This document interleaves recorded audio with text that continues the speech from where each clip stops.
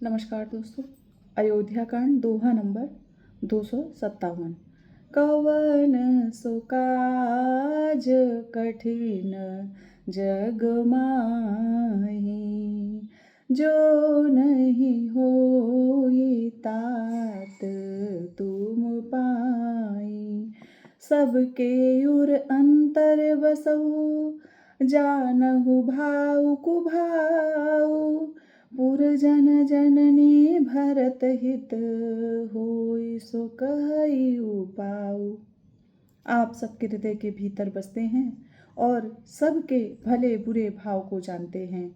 जिसमें पूर्ववासियों का, माताओं का और भरत का हित हो, वही उपाय बतलाइए। कवन सो काज कठिन जग माही, जो नहीं होई तात तुम पाई। आरत कहीं विचार न काऊ, सूझ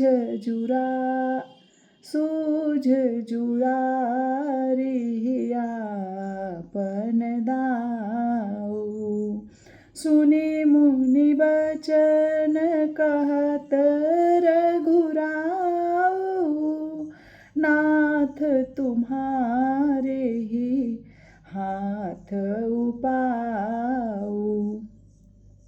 अर्थ, दुखी लोग कभी विचार कर नहीं कहते, जुआरी को अपना ही दांव सूझता है। मुनि के वचन सुनकर श्री रघुनाथ जी कहने लगे, हे नाथ, उपाय तो आप ही के हाथ है। सब कर हित रुख राउरी राखे, आय सुकिए मुदित फुर भासे।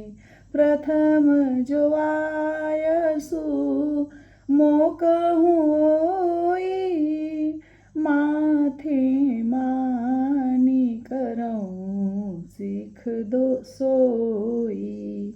आपका रुख रखने में और आपकी आज्ञा को सत्य कहकर प्रसन्नता पूर्वक पालन करने में ही सबका हित है। पहले तो मुझे जो आज्ञा हो, मैं उसी शिक्षा को माथे पर चढ़ाकर करूं।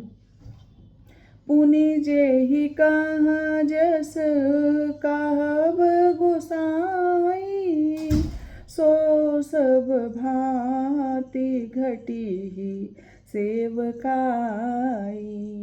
कह मुनि राम सत्य तुम भाषा, भरत स्नेह विचारु न राखा।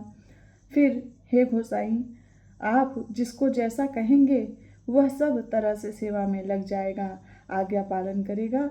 मुनि वशिष्ठ जी कहने लगे, हे राम, तुमने सच कहा, पर भरत के प्रेम ने विचार को नहीं रहने दिया। तेहि ते कहाऊ बहोरी बहोरी, भरत भगति बस भई मति मोरी।